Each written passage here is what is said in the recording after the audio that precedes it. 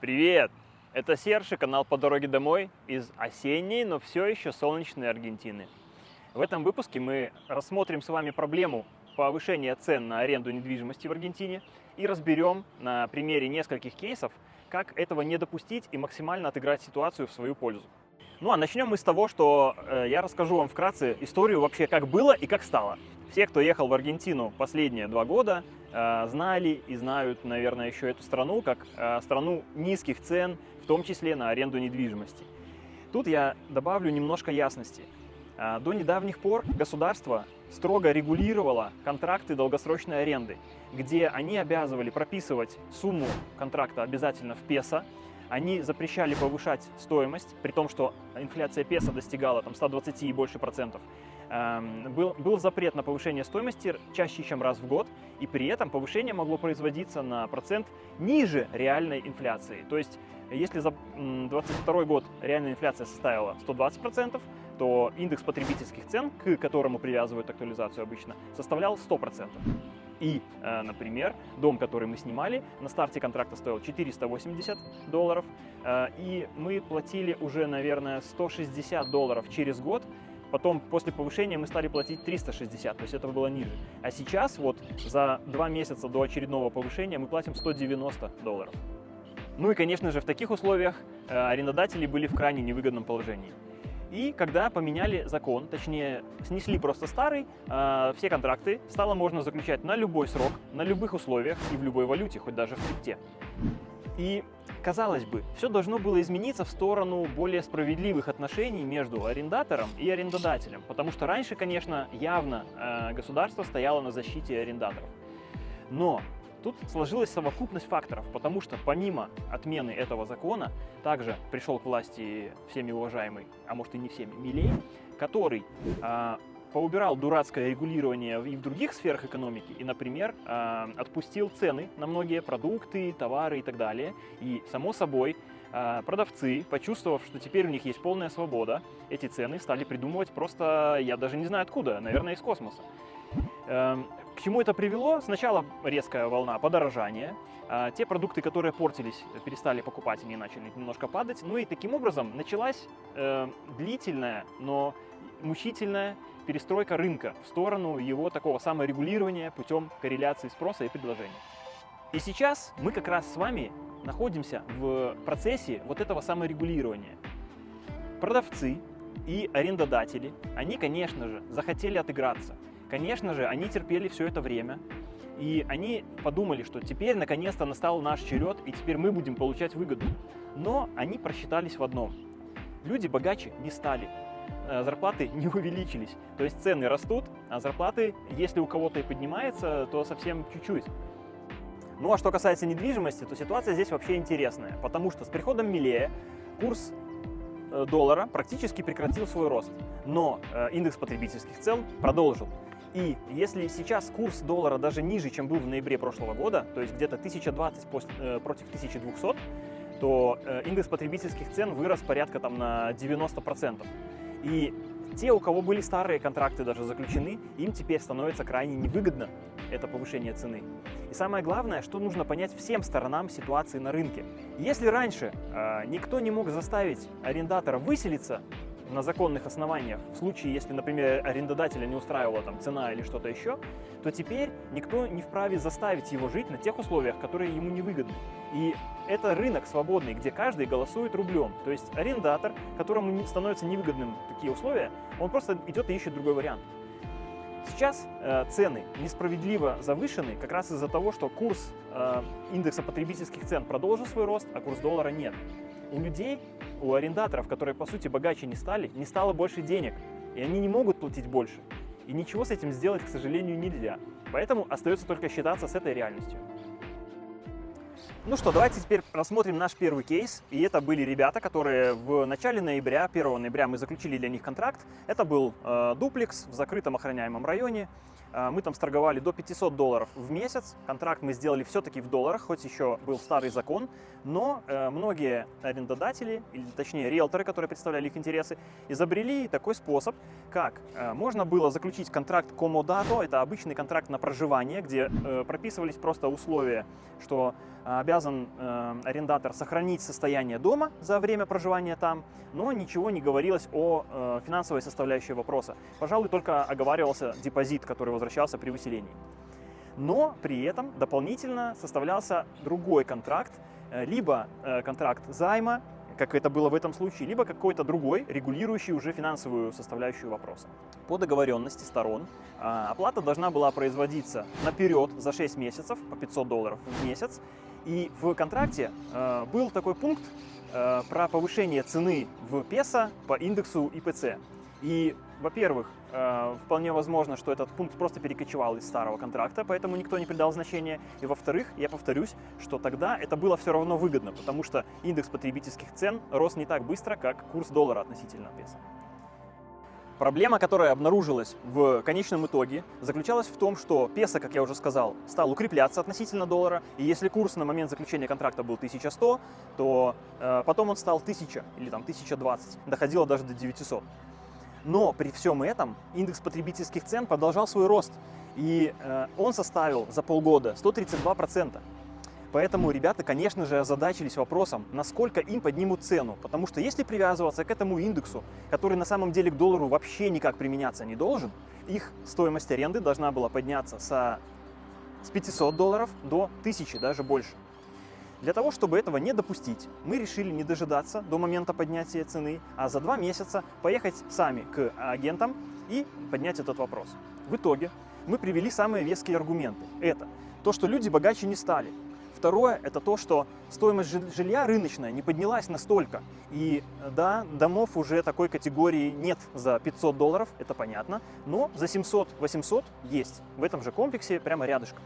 И третий, самый веский аргумент – это то, что если цену поднимут на такую величину, то ребята просто возьмут и поедут в тот дом, который будет дешевле, потому что у них был предоплачен только вот срок в полгода. И чего нам в итоге удалось добиться – это оставить цену на $700 в месяц и при условии предоплаты снова на полгода вперед. И потом по истечении этих полугода снова же оценить ситуацию на рынке и придумать, какая цена будет новой. И я думаю, что вот такие условия в конечном итоге и являются самыми справедливыми по отношению к обеим сторонам, потому что всегда нужно договариваться, искать какие-то компромиссы, и самый главный, наверное, регулятор здесь – это, конечно же, деньги, потому что если условия кругом более выгодные, чем здесь, то никто не будет продолжать с вами дело. Следующий кейс сильно отличается, потому что этот дом был совершенно другой ценовой категории. Ребята искали себе что-то максимально бюджетное, при этом под многодетную семью. В итоге мы нашли им дом с 2 полноценными спальнями и большой гостиной. Цена этого дома была 170 тысяч песо. Это получалось примерно в районе 170, наверное, даже чуть меньше долларов, потому что курс тогда был в районе 900 там с чем-то, 990.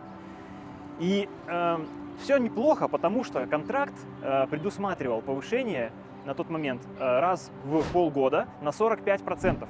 То есть это было сильно ниже индекса потребительских цен, который составлял тогда там 90%, и, конечно же, ниже инфляции, которая была еще выше. И, понятное дело, мы, опять же, с радостью согласились, потому что никто не мог предвидеть такого резкого изменения на вообще рынке и в экономической ситуации страны. Что еще похожего между этими двумя ситуациями? Это то, что при заключении контракта, для того, чтобы избежать большого количества гарантов, мы пошли на такую уловку, как предоплата за несколько месяцев наперед. То есть в первом случае ребята заплатили за полгода в долларах, во втором ребята готовы были заплатить за полгода только в песо. Но затем уже, чтобы платить помесячно, как и в первом, так и во втором случае. И гарант тогда был только один. Беда пришла, откуда не ждали. Пришло Диме сообщение следующего характера. Вот я его показываю. Штука в том, что в контракте был пункт, такой сформулированный достаточно корявенько, о том, что в случае форс-мажорной ситуации стороны обязаны раз в полгода пересматривать цены. И это сообщение как раз-таки отсылалось к этому пунктику, и было сказано, что к тем 45% повышения, которое ожидается вскоре, через тоже 2 месяца, если вы продолжите платить наперед за полгода, то никакого дополнительного повышения не последует. И вы будете платить уже там 246 500 вместо 170 тысяч. Но если же вы изволите платить помесячно, то тогда мы добавим к этим 45% еще 60%. То есть это просто какой-то маразм. И Дима счел это сообщение неуместным. И поскольку в контракте все четко было прописано, все цены, все суммы, все было оговорено, он просто стал игнорировать это сообщение. И тут начали происходить интересные вещи. Среди ночи в дверях дома начали стучать. Непонятно кто, потому что когда дверь открывалась, там уже никого не было.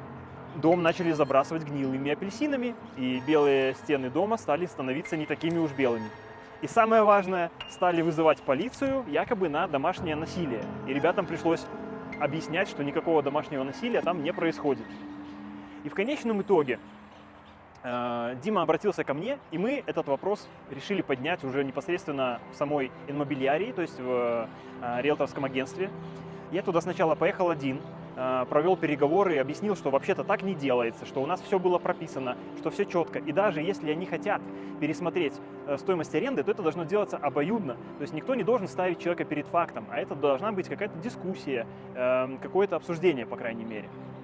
Тогда сказали ребята, что окей, все хорошо, мы будем ждать ответ хозяйки. И все поутихло. Что самое интересное, прекратились и стуки в дверь ночью, и забрасывание дома апельсинами, и приезды полиции.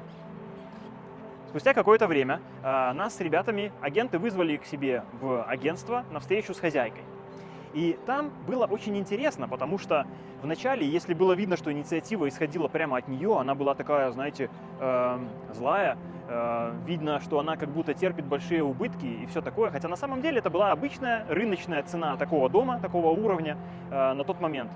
И она прямо ярко показывала, что она очень хотела больше денег получать за этот дом, и в противном случае она не согласна его сдавать, и что они обязаны выметаться. Но тут мы понимаем, что у нее все еще нет никакого законного способа их заставить съехать. И все, что она могла сделать, это хорошо поднять этот вопрос для того, чтобы обсудить новую цену. Но поскольку мы со своей стороны привели все те же доводы, что вот, пожалуйста, вам список целый домов, которые сдаются за такие деньги и даже ниже, в состоянии таком же и даже лучше. Потом мы сказали, что, опять же, мы не готовы платить на полгода наперед, будем платить помесячно, потому что везде такие же условия. Она, в общем-то, как будто начала поддаваться. И тогда инициативу подхватили уже агенты, и тогда стало понятно, кто здесь все-таки рулит ситуацией. В результате о чем нам удалось договориться? У них не нашлось никаких на самом деле аргументов и просто никаких способов, чтобы все-таки продвинуть повышение цены. И, естественно, мы сохранили условия на тех, которые изначально были предусмотрены контрактом. Следующий кейс мы никак не можем не назвать интересным, потому что это шикарный дуплекс в шикарном закрытом охраняемом комплексе за очень небольшие деньги, $650 в месяц. Там бассейн, несколько этажей, 3 спальни, установлены кондиционеры, очень много всякого оборудования. Что еще интересного в этом варианте? Во-первых, прямой контакт с хозяйкой, то есть прямые отношения с ней без каких-либо посредников, без риэлторов, агентов и так далее. Второе, это то, что изначально она планировала дом сдавать с мебелью и техникой за $1200-1300. Но мы сказали, что мебель нам не понадобится, ребята купят все свое, и тогда удалось сбить цену до $650. При этом контракт мы заключили на год, и во избежание, опять же, всяких гарантов, ребята решили оплатить наперед за год и оставить депозит в $2000. Контракт был подписан, и при этом это был контракт как раз-таки комодато, то, о чем я говорил раньше, контракт на проживание в доме, где не прописывались никакие финансовые составляющие вопроса, кроме размера депозита, который оставляется для того, чтобы подстраховать хозяйку на случай повреждения чего-либо в доме. И самое интересное здесь то, что отдельно мы подписали фактуру о том, что хозяйка получила деньги, что ребята с ней полностью рассчитались, и все. Все, контракт комодато полностью закрыл все условия в том виде, в каком мы договорились. Это год проживания, и все, никаких там финансовых вопросов нет. И в этом кейсе проблема снова пришла, откуда не ждали. Хозяйка, посовещавшись со своими знакомыми, риэлторами и с кем-то еще, вдруг решила, и может быть, она сама не совсем правильно поняла, либо она сознательно исказила факты, но она сказала, что по закону, который распространяется в том числе и на контракты вот этого типа, контракты комодато, цена должна подниматься в соответствии с инфляцией. Я ей сказал, подожди, эта инфляция никак не относится к доллару, то, о чем мы говорим, потому что инфляция у песо есть, да, это большая проблема Аргентины. Но мы контракт заключили в долларах. Раз, мы тебе все оплатили, это два, и те деньги, которые мы тебе оплатили, они уже были у тебя, ты сама могла ими распоряжаться, как хотела. В ответ она мне сказала, что все падает, инфляция есть на все, цены на все растут, доллар сейчас тоже падает, и мы снова возвращаемся к вопросу о том, что песо немножко укрепился, и курс доллара снизился. То есть она говорит, доллар падает, все плохо, цены все растут, поэтому давайте платите мне больше денег. Я ей сказал, ладно, смотри, я тебе объяснил, что по фактам ты не вправе требовать такого повышения. И поэтому давай перейдем к финальной стадии нашего разговора. Я тебе просто говорю, что мы платить ничего тебе больше не будем, потому что уже за все заплачено. Она продолжала писать, а именно она скидывала аудиосообщения, которые как раз-таки сохранились. И вот сейчас одно из них мы вам включим, чтобы послушать. Mira, vos me podés decir todo lo que quieras, pero el problema de que me dieron todo el alquiler por adelantado es un problema de ellos, no mío. Yo hubiera preferido cobrarlo por mes, no, porque el dólar está bajando, ¿me entendés? No, yo no estoy haciendo ninguna inversión con esos dólares, al contrario, estoy perdiendo dinero. Yo les acepté dólares porque fue la moneda que ellos propusieron, ¿viste? Pero yo hubiera preferido alquilar en pesos y, como te digo, que me vayan pagando mes a mes. Yo no voy a perder tanta cantidad de dinero, ¿viste? Porque ya se les alquilé barata la casa. Entonces, que ellos sean flexibles, así como yo lo estoy siendo, a mí no me importa la moneda del contrato, como te digo, ni que me hayan pagado por adelantado, porque perfectamente, si quieren, yo les puedo devolver el dinero. Cancelamos el contrato, ¿viste? Y pongo la casa en alquiler a un precio más alto y voy aumentando cada 4 meses, como dice la ley. Hay una inflación de locos, cada 4 meses hay que ajustar por la inflación, y yo lo dispongo así. El comodato te permite ir ajustando por inflación. De hecho, en la inmobiliaria lo están haciendo, en todos los comodatos. Yo tengo un contrato comodato en la casa de la Estanzuela. Entonces puedo ir firmándoles un recibo, un pagaré, y que ellos me vayan pagando cada 4 meses la inflación en pesos argentinos. Yo, como te digo, hubiera preferido en pesos argentinos y que me vayan pagando mes a mes. Fue por un problema de ellos, de que no tenían garantes, que quisieron adelantar todos los dólares del alquiler. Pero yo estoy perdiendo mucho, ¿viste? El dólar ha bajado, va a seguir bajando, tengo que ajustar por la inflación que hay. Entonces, ¿qué pasa? Yo contemplo todo lo que me estás diciendo, sobre todo contemplo que son buenos inquilinos, parecen buenos chicos, y yo estoy contenta que estén en mi casa, entonces por eso estoy proponiendo algo intermedio, ¿viste? En realidad me tendrían que pagar el 43%, como dice la ley de alquileres, cada 4 meses. Pero yo, justamente como estoy contemplando todo eso, digo, bueno, partamos la inflación mitad para cada uno. Yo pierdo el 50% y que ellos me paguen solamente el 50% de ese índice de ajuste de inflación. Si ellos no aceptan, bueno, el mes que viene, o sea, van a tener que dejar la casa el mes que viene porque a mí no me conviene y los negocios son negocios. Directamente, ¿viste? La voy a poner en alquiler con esta inmobiliaria y ellos se pueden buscar otra casa. Porque te estoy avisando ahora en abril de la situación y yo no estoy dispuesta, ¿viste? A perder tanto dinero. То есть она сказала, ты можешь говорить все, что захочешь, но вот я тебе называю такие условия, и это проблема ребят, что они заплатили в долларах, я вообще-то хотела в песо, хотя на момент заселения мы с ней вместе обсуждали, какая катастрофическая инфляция, какой нестабильный песо, и как хорошо, что ребята платят в долларах. А тут она говорит, что я вообще предпочитаю песо, мы живем в Аргентине, пускай бы лучше мне платили в песо каждый месяц, а не за год наперед. И она говорит, если они не согласны с такими условиями, пускай уже в следующем месяце просто съезжают. То есть такой ультиматум поставила. Короче, ситуацию как-то надо было разруливать. Судя по всему, хозяйка решила брать измором. Она никак не прекращала отправлять мне аудиосообщения, повторяя одно и то же. В итоге я решил обратиться в группу риэлторов, с которыми мы сотрудничаем, и куда добавляем всех, с кем имели когда-то дело. И отозвалось несколько человек, которые были готовы помочь. И они все как один сказали, что она совершенно не вправе чего-то требовать, потому что контракт комодато — это вообще-то бесплатный контракт. Ну, собственно, это и изначально было понятно. И что все, что она говорит, это какая-то абсолютная чушь. И что эта ситуация решается, мы вообще ничего не должны. И все это преподносилось как раз-таки аудиосообщениями, одно из которых я просто переслал обратно хозяйке. Впоследствии она удалила все свои текстовые, все свои аудиосообщения. Хорошо, что я успел просто себе сохранить несколько, как подтверждение этой дичи, потому что, по большому счету, мы могли даже идти обращаться в суд просто за какой-то шантаж, за вымогательство. И на этом, что она сказала? Она говорит, ладно, все, мне, короче, не до этого, так и быть, хорошо, я беру на себя эти расходы, точнее, беру на себя неудобства, связанные с тем, что цены на все кругом растут, а я с вас больше денег взять не могу. и говорит: я вообще-то уезжаю по делам в Буэнос-Айрес, буду жить сейчас там, и мне не будет времени вами заниматься, поэтому передаю вас в руки моей знакомой риэлтора, которая теперь будет вам предоставлять все счета на оплату, а ребята оплачивали ежемесячно коммунальные услуги. Какой итог мы можем подвести по этой ситуации? Во-первых, нам крупно повезло, что среди тех аргентинцев, с которыми мы сотрудничаем, есть немало порядочных людей, готовых помочь реально. Большое спасибо, Франко Дамьян, за твою отзывчивость, и большое спасибо, Крис, за твое аудио, которое я как раз-таки отправил хозяйке.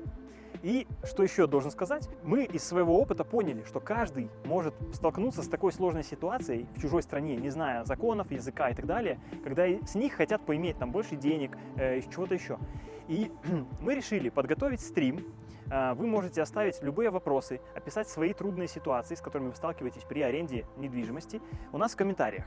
Все мы это аккумулируем, разобьем по каким-то категориям и проведем стрим, где как раз-таки примет участие Франко Дамьян. Он является адвокатом в области аренды недвижимости и вообще в области недвижимости, и как раз компетентно сможет ответить на все вопросы. В четвертом случае, к счастью, мы так и не дошли до момента заключения контракта. Все дело в том, что еще на этапе его подготовки сама агент стала вызывать у нас немаленькие подозрения. Во-первых, она хотела прописать в контракте каждые 6 месяцев повышение цены в долларах, что в принципе не резонно. Во-вторых, она вызывала сомнения какими-то дополнительными пунктами и в целом своим каким-то довольно хамским поведением. Наш клиент, которому мы подбирали это жилье, решил продолжить поиски без этого агента. И размер того задатка, который был оставлен для того, чтобы притормозить этот вариант после осмотра, там это было 80 тысяч песо, то есть $80, он решил оставить агенту. На что она сильно возбудилась, сказав, что как это так? Я потратила на вас кучу времени, подготовила уже вам контракт, и вы в самый последний момент решили слиться, когда я всем клиентам другим отказала и все такое. Я пытался ее вразумить и объяснить, что вообще-то задаток для того и оставляется, чтобы притормозить, но каждый осознает риски со своей стороны. Она назвала размер этого задатка, не мы. И тут она говорит, что вообще-то в Аргентине принято брать задаток в размере 1 месяца аренды. И в этом случае она стала требовать доплатить до хотя бы половины месяца аренды. Это получалось, по-моему, до $350. Конечно же, никто не был согласен на эти условия, и я просто ей сказал, что извини, но никто ничего платить тебе больше не станет. И тогда она пошла на такие интересные уловки. Она стала, даже не мне лично, а нашему партнеру, мы сотрудничаем с компанией Локатива, которая продает гарантии. Имеем эксклюзивные условия для наших клиентов, и у нас хорошие отношения. И она стала звонить Максимилиану из Локативы и шантажировать его, мотивируя тем, что если наш клиент не выплатит ей сумму половины стоимости месяца аренды в качестве компенсации за расторжение незаключенного контракта, она тогда опубликует данные клиента в коллегии риэлторов Кордовы и скажет, чтобы никто больше с ним не связывался. И кроме того, она опубликует данные Локативы, точнее скажет, чтобы никто больше не работал с этой компанией, хотя она вообще никак не причастна к этой ситуации. Это уже был просто откровенный шантаж. И когда мне позвонил Макси с этим вопросом, я ему объяснил, что это не что иное, как шантаж, потому что во всем мире принята такая практика, что если ты оставляешь задаток, максимум, чем ты рискуешь, это лишиться этого задатка. Все, никаких больше обязательств, ты ничего больше не подписываешь. Пойди сними на букинге что-то, ты оставишь задаток, если ты не заселишься, ты потеряешь свой задаток, но никто не станет с тебя чего-то еще больше требовать. Короче, эту ситуацию мы просто вот так вот закрыли, разошлись с этой недобросовестной агентшей. Подводя итог всему сказанному, хотелось бы отметить, что мы, конечно же, понимаем ситуацию со стороны арендодателей. Они очень долгое время находились в крайне невыгодном положении и сейчас, возможно, чувствуют возможность отыграться каким-то образом. Но давайте смотреть правде в глаза. Покупательская способность, с ней надо считаться в первую очередь, потому что это все-таки свободный рынок, да, Mercado Libre. Если арендатор не способен платить больше, то как ты из него вытянешь то, чего у него нет? Но для тех арендаторов, кто уже столкнулся с подобными проблемами, мы можем порекомендовать. Первое. Внимательно перечитать контракт, чтобы понимать вообще, в каком вы находитесь положении де юре. Второе. Обязательно нужно учитывать, что при возникновении форс-мажорных обстоятельств, коим мы можем считать приход к власти Милея, вы вправе поднимать вопрос заново на обсуждение новой цены, новых условий контракта и так далее. Никто вас не обязывает оставаться там на невыгодных для вас условиях. Если вы не можете платить больше, то вы и не обязаны. И самое важное, Любую проблему всегда нужно обсуждать. Нельзя ее замалчивать и ждать, что она решится сама собой. То есть подобные контракты, даже если они сильно вам не в пользу, если вы оставили там задаток, если вы предоплату наперед внесли, например, за год, это все равно в каком-то судебном порядке может быть урегулировано. Конечно, хорошо, если бы до этого не доходило, но надо стараться обходиться минимальной кровью. Для тех же, кто собирался начать только поиски жилья, я рекомендую внимательнейшим образом перечитывать контракты, которые вам предлагают, и не стесняться обсуждать те условия, которые вам не нравятся. Вы можете предлагать изменения контракта, исключить какие-то пункты вообще как таковые оттуда, чтобы ваше соглашение с арендодателем было обоюдным, чтобы с вашей стороны и с его была одинаковая порция согласия. Вообще, если вам еще только предстоит поиск жилья в Аргентине, то я предлагаю рассмотреть такой вариант, чтобы не тратить свои время, нервы и деньги, возможно, на самостоятельные поиски и обратиться к специалистам. Например, мы предлагаем такую услугу, которая может на 100% подходить вашей ситуации, подберем вам пакет максимально подходящий по составу услуг и под вашу сумму. Ну и снова напоминаю про стрим, который мы собираемся провести по вопросам трудностей при поднятии цены и вообще в аренде недвижимости в Аргентине. Мы его проведем вскоре после согласования с нашим адвокатом. И сейчас я предлагаю вам написать в комментариях максимально подробно вашу ситуацию, ваш кейс, описать все, что вы претерпели, для того, чтобы мы могли вам максимально детально и подробно дать ответ. Во время живого эфира мы будем также следить за сообщениями, которые будут поступать во время этого эфира. И будем стараться ответить на их все. Ну а я с вами прощаюсь, желаю всего самого наилучшего и рекомендую подписаться на наш канал и обязательно включить уведомления, чтобы не пропустить информацию о предстоящем эфире. До новых встреч, пока!